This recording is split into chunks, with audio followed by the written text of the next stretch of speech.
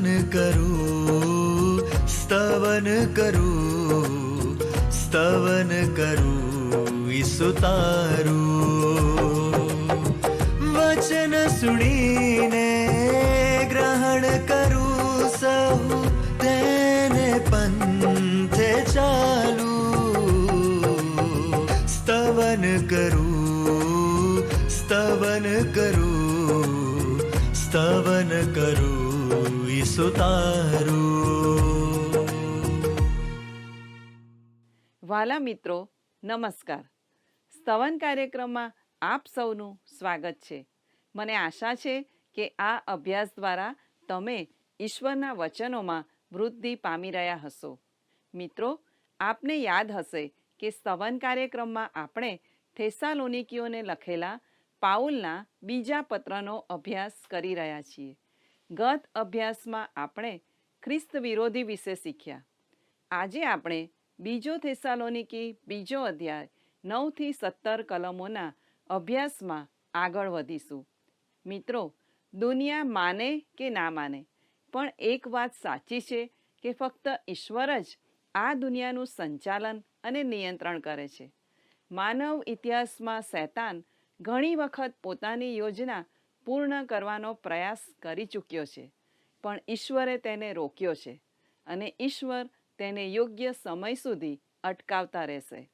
આ વિષયને સમજવા ચાલો આજના અભ્યાસમાં આગળ વધીએ.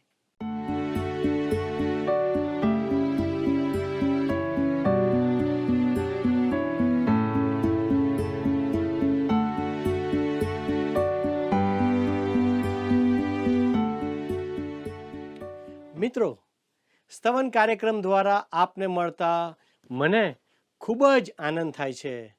વહાલા દર્શક મિત્રો, આજના બાઇબલ અભ્યાસનો મુખ્ય વિષય છે મહાસંકટ કાળમાં અધર્મી કે પાપના માણસનું પ્રગટ થવું.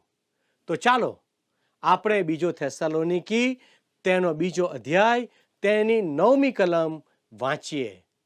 શૈતાનના કરાવ્યા પ્રમાણે સર્વ પ્રકારના ખોટા પરાક્રમો, ચિહ્નો તથા ચમત્કારો સાથે. ભલાઓ, આ તો ખ્રિસ્ત વિરોધી અથવા પાપનો માણસ અથવા ધર્મભ્રષ્ટની વાત છે. તે શૈતાનના કરાવ્યા પ્રમાણે સર્વ પ્રકારના ખોટા પરાક્રમો, ચિહ્નો તથા ચમત્કારો સાથે આવશે. મિત્રો, પરાક્રમ શબ્દ માટે ગ્રીક ભાષામાં ડુનામિસ શબ્દ છે. તેનો અર્થ દૈહિક સામર્થ્ય થાય છે, જેનો સ્ત્રોત અલૌકિક છે. તે સાજા કરનાર કે ચમત્કાર કરનાર હશે. કદાચ તે પાણી પર પણ ચાલશે. કદાચ તે પવનને પણ કાબૂમાં રાખશે. વાલા મિત્રો, યાદ કરો કે એક સમયે શૈતાને અય્યુબના સંતાનોને પવનથી નષ્ટ કરી નાખ્યા હતા. આજે કોઈ મને કોઈના વિશે કહે કે તે ચમત્કાર કરે છે તો મને ડર લાગે છે, કેમ કે પવિત્ર ગ્રંથ બાઇબલમાં હવે પછી જે ચમત્કાર કરનાર આવશે તેની ભવિષ્યવાણી કહેવામાં આવી છે, જે શૈતાનના કહેવાથી ચમત્કાર કરશે. શૈતાન તેને પરાક્રમ, ચિહ્નો તથા જૂઠી અજાયબીઓ સાથે મોકલશે. તેથી આપણા સર્વ માટે એ મહત્વનું છે કે આપણે માણસો તરફ દ્રષ્ટિ ના રાખતા ખ્રિસ્ત તરફ જોઈએ અને ખ્રિસ્તમાં વિશ્વાસથી ચાલીએ. ચિહ્નો એટલે નિશાનીઓ, પ્રતીકો. તેની પાછળનો હેતુ પડકારનો હોય છે. આ પાપના માણસ પાસે એવા ચિહ્નો હશે જે વડે તે વિજ્ઞાન જગતને તેમજ રાજકારણીઓને તથા ધાર્મિક ક્ષેત્રને પણ પડકારશે. આજે પણ લોકો આવી બાબતોથી અંજાઈ જાય છે. તેનું કારણ શું છે? મિત્રો, હું માનું છું કે જેઓ કોઈ બાબત માટે સ્થિર રહેતા નથી તેઓ ગમે તે બાબતમાં પતન પામશે. જેઓ ઈશ્વરના વચનમાં મૂળ ઘાલીને દ્રઢ થયા નથી, તેઓ સર્વ પ્રકારના ચિહ્નોમાં ફસાઈ જશે. ખોટા અથવા જૂઠ્ઠા પરાક્રમો જોનારા પર મોટી અસર ઊભી કરશે. તે દિવસોમાં સર્વ લોકો પાપના માણસ વિશે વાત કરતા કહેશે, અરે હા, આ વિશ્વ સરમુખત્યાર છે, તે ખૂબ જ મહાન છે, તે કેવા પરાક્રમ કરી શકે છે, તે જુઓ. વાલા મિત્રો, આ જૂઠ્ઠા પરાક્રમો કોણ માની લેશે અને કોણ તેને આધીન થશે? જેઓ શુભ સંદેશ સ્વીકારતા નથી તેઓ. હવે આપણે અભ્યાસમાં આગળ વધતા બીજો થેસલોનિકીઓનો પત્ર, તેનો 2 અધ્યાય, તેની 10મી કલમ વાંચીએ. ત્યાં લખ્યું છે, તેમ જેઓએ પોતાના તારણ અર્થે પ્રેમથી સત્યનો અંગીકાર કર્યો નહીં અને જેઓનો વિનાશ થાય છે, તેમને માટે દરેક જાતના પાપરૂપ કપટ સાથે તે અધર્મી પુરુષ પ્રગટ થશે. ભલા મિત્રો, હું બીજા શબ્દોમાં કહું તો જેઓનો વિનાશ થાય છે તેમને માટે દરેક જાતના પાપરૂપ કપટ સાથે તે અધર્મી પુરુષ પ્રગટ થશે.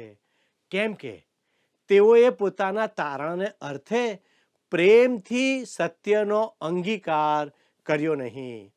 મિત્રો, હું માનું છું કે ઉદ્ધારનો શુભ સંદેશ પૃથ્વીના છેડા સુધી પહોંચી રહ્યો છે અને મંડળી આ કાર્ય કરી રહી છે. બરાબર ને?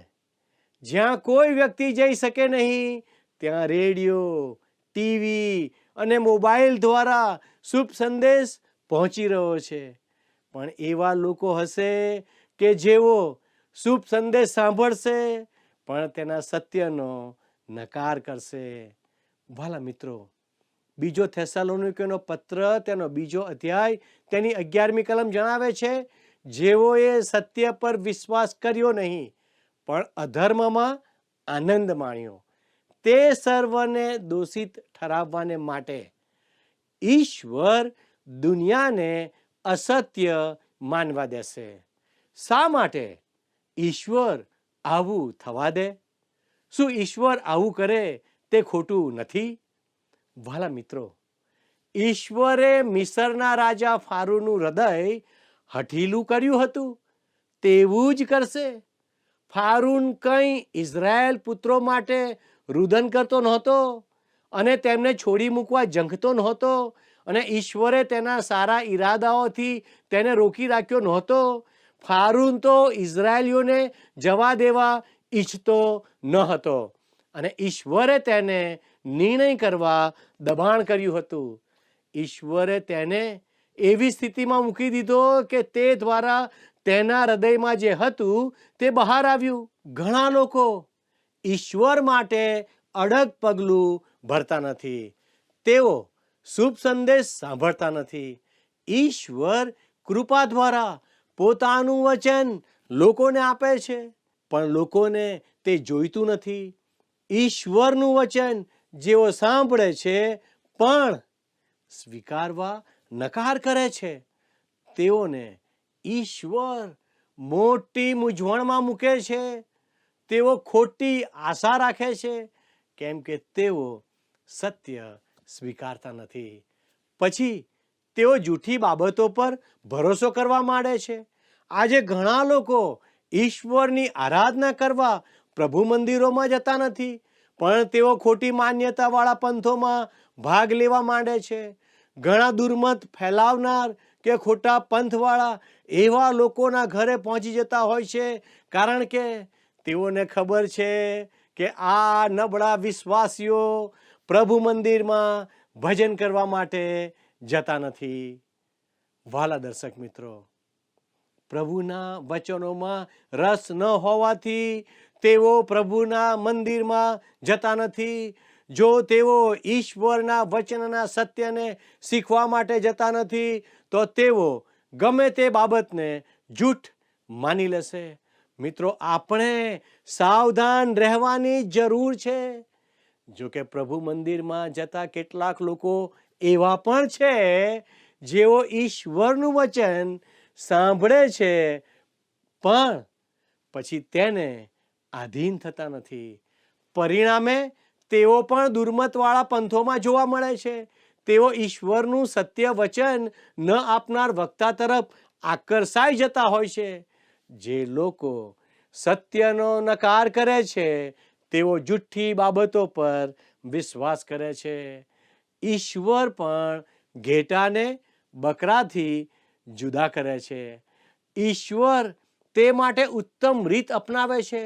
જો લોકો સત્યનો પ્રેમથી સ્વીકાર નહીં કરે તો પછી ઈશ્વર તેમને ભારે ભ્રમણામાં મૂકે છે, જેથી તેઓ જૂઠને માની લે છે.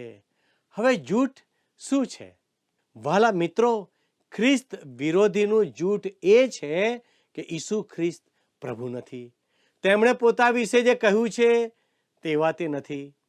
ખ્રિસ્ત વિરોધી લોકોને કહેશે કે ઈસુમાં માનનારા ધાર્મિક માણસ ન બનવું તે ખરેખર હોશિયારી છે. લોકો ખ્રિસ્તના પુનરાગમન સમયે વાદળામાં ઉચકાઈ ન જાય તેમ તે ઈચ્છશે અને તેને બદલે તેઓ પૃથ્વી પર રાજ્ય બનાવવા તેની સાથે રોકાય માટે તે તેમને અભિનંદન આપશે. લોકો આ ખ્રિસ્ત વિરોધીનું સાંભળશે, માનશે અને આશા રાખશે કે તે જ તેમને 1000 વર્ષના રાજ્યમાં લઈ જશે. તેઓને ખ્યાલ પણ નહીં આવે કે તેઓ મહાસંકટ કાળમાં આવી ગયા.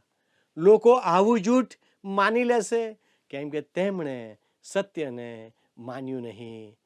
બીજો થેસલોનિકોનો પત્ર તેનો 2 અધ્યાય તેની 12મી કલમમાં લખ્યું છે, તેઓ અસત્ય માને માટે દેવ તેઓને ભ્રમણામાં નાખે છે. જેઓએ સત્યનો નકાર કર્યો છે તેઓનો ઈશ્વર ન્યાય કરશે. જો તમે બેસીને ઈશ્વરના વચન વાંચતા હો અને છતાં ઈસુ ખ્રિસ્તનો નકાર કરવાનું ચાલુ રાખો તો તમે ભ્રમણા અને છેતરપિંડીનો ભોગ બનશો. તમે કદી ઈશ્વરની હાજરીમાં જઈને આવું કરી શકો નહીં. મેં કદી શુભ સંદેશ સાંભળ્યો નથી તેમ કહીને જો તમે ખ્રિસ્ત સામેથી તમારું મોં અને પીઠ ફેરવી લેશો તો તમે ખોટી આશા અને ભ્રમણામાં જશો અને ન્યાયનો ભોગ બનશો. જો તમે વિશ્વાસી તરીકે શુભ સંદેશ આપો છો તો તે બચી ગયેલાના જીવન માટે તમે સુગંધ સમાન છો અને નાશ પામનાર માટે તમે મરણની દુર્ગંધ સમાન છો. 2 કોરિન્થી 2:15 અને 16 તે વિશે નોંધવામાં આવ્યું છે. તમે શુભ સંદેશ ઘણીવાર સાંભળ્યો હશે. જો તમે ઈસુ ખ્રિસ્તને તમારા ઉદ્ધારનાર અને પ્રભુ તરીકે સ્વીકારો છો તો હું તમારા માટે જીવનની સુગંધ સમાન છું. વાલા મિત્રો, હવે પછીનો શાસ્ત્ર ભાગ ખ્રિસ્તના આગમનની વ્યવહારિકતા વિશે વાત કરે છે. હવે સંત પાઉલ આ પત્રની વ્યવહારિક બાજુ તરફ ફરે છે. ભાવિ બનાવના જ્ઞાનના પ્રકાશમાં વિશ્વાસીએ એવું જીવન જીવવાનું છે કે જે પ્રદર્શિત કરે છે કે તે ખ્રિસ્તના આગમન પર ભરોસો રાખે છે.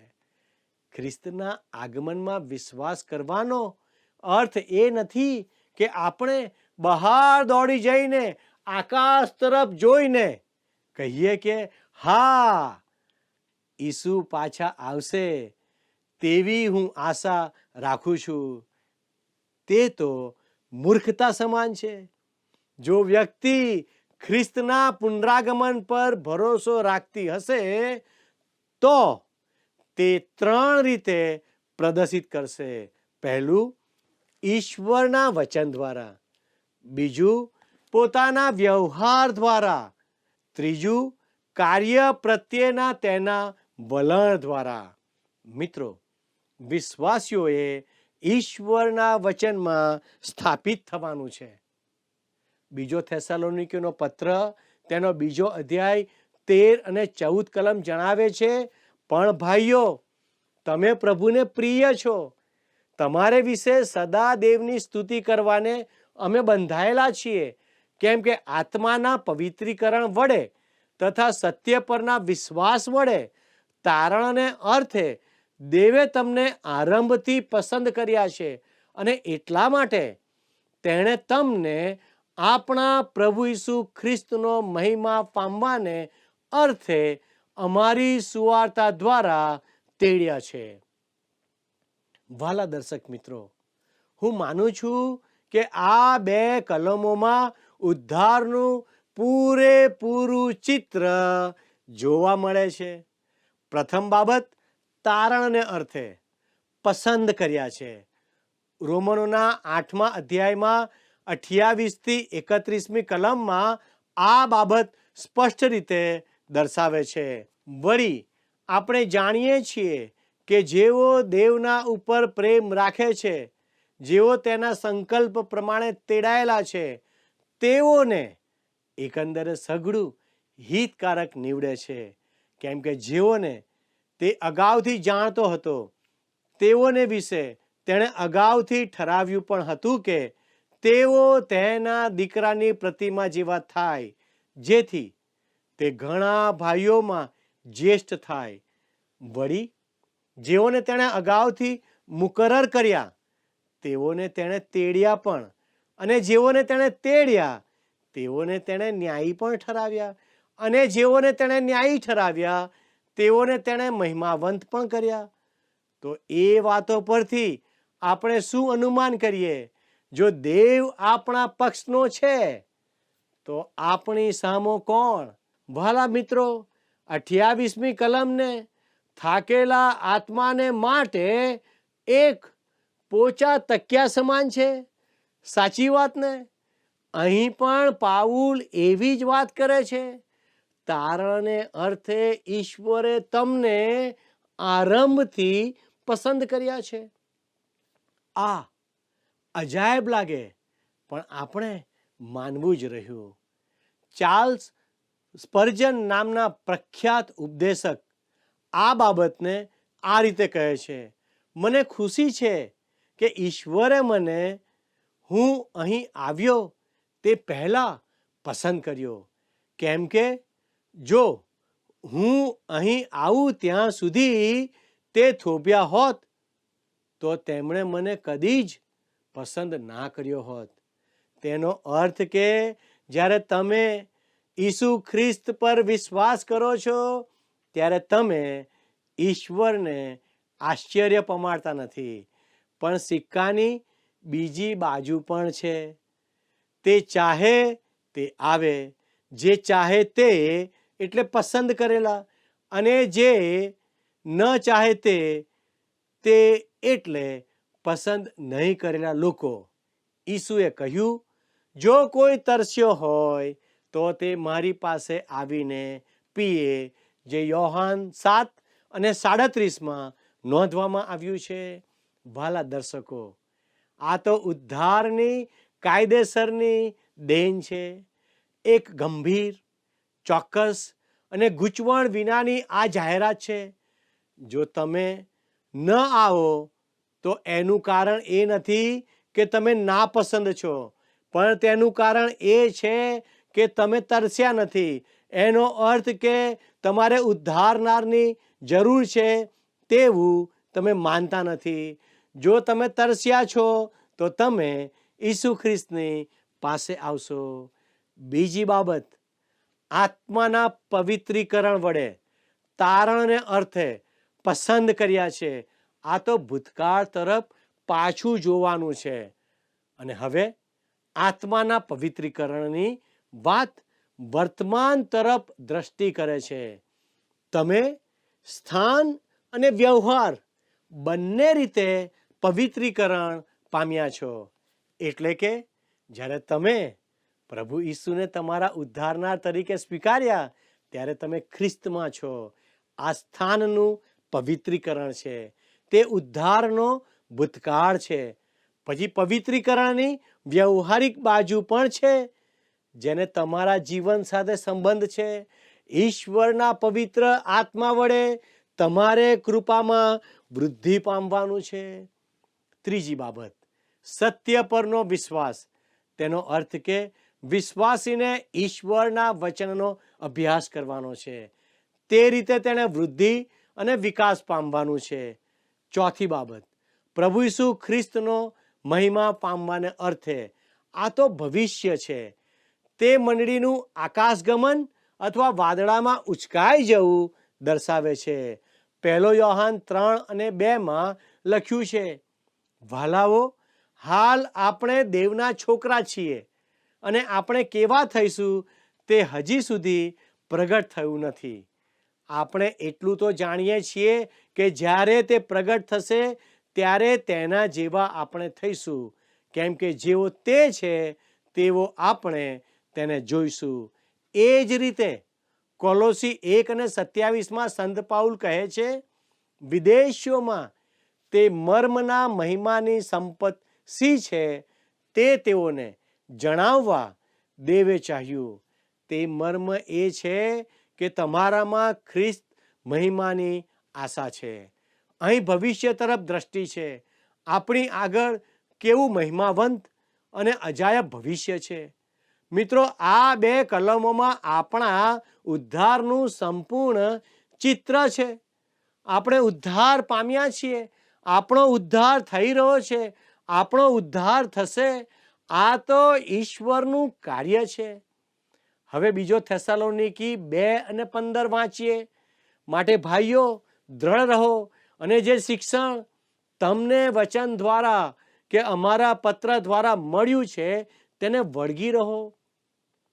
મિત્રો, અહીં સંત પાઉલ તે થેસાલોનિકાના વિશ્વાસીઓ સાથે હતો ત્યારે તેણે તેમને જે શીખવ્યું હતું તેની નોંધ કરે છે. ઈશ્વરનું વચન વિશ્વાસીને આત્મિક જીવનમાં સ્થિર થવા સહાય કરે છે.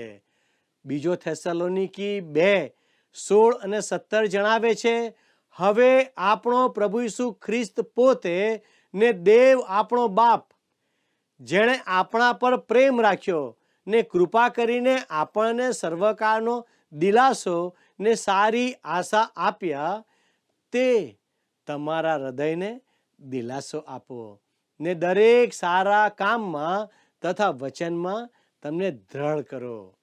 પ્રિય મિત્રો, પ્રભુ ઈસુ ખ્રિસ્ત આપણા હૃદયને દિલાસા અને ઉત્તેજનથી ભરે છે. ઈશ્વરના વચનનો અભ્યાસ આપણને પ્રભુના કાર્ય તરફ દોરી જાય છે.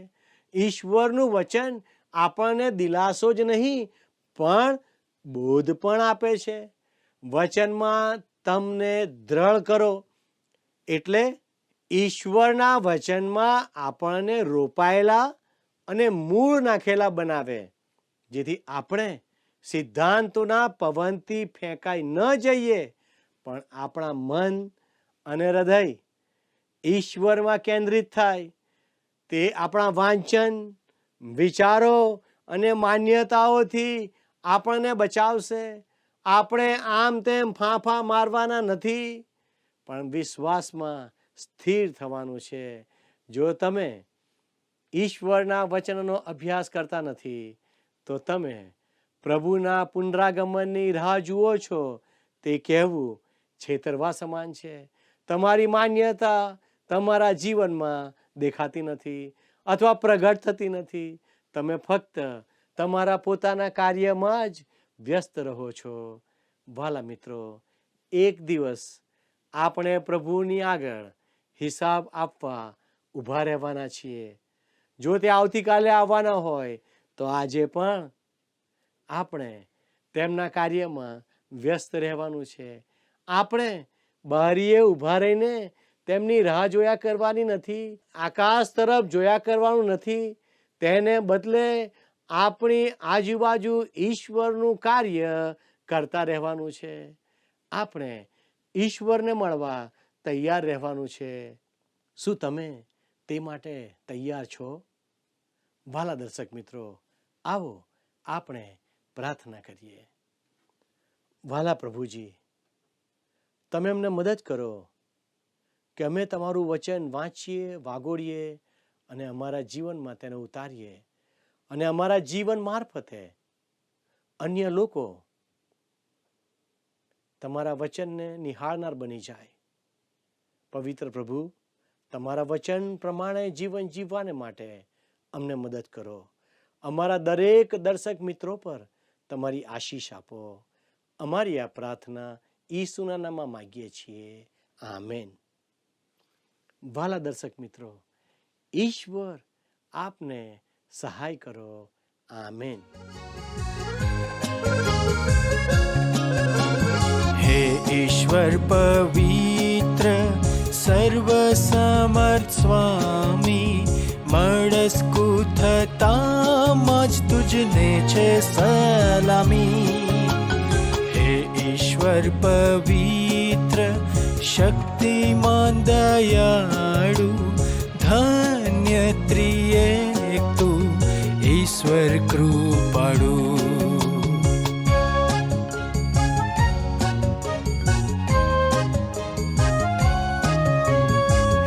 ईश्वर पवित्र संतो सेवा करे, चढ़कता सागर रासपास सुवर्ण ताज दरे. करूबीम ने सराफीम पाय लागी गाय गानो, તું જ હતો છે ને સદા રહેવાનો.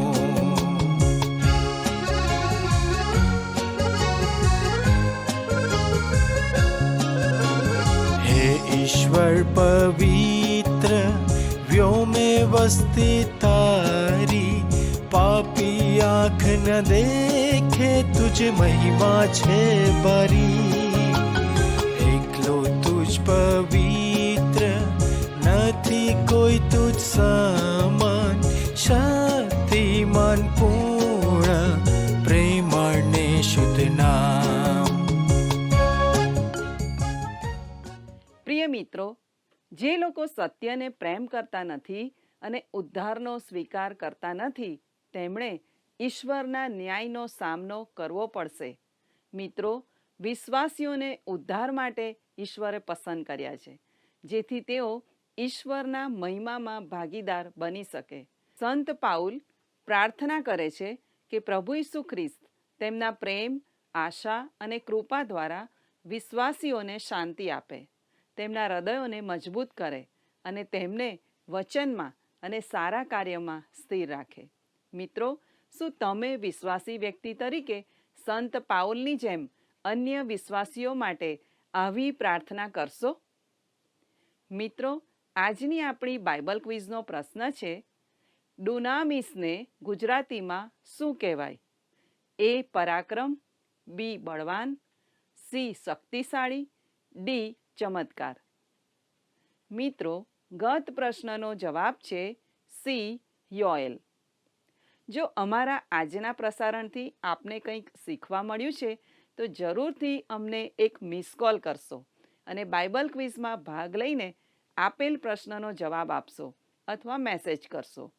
આભાર. શું તમને આ કાર્યક્રમ ગમ્યો? અત્યારે જ અમને મિસ કોલ કરો.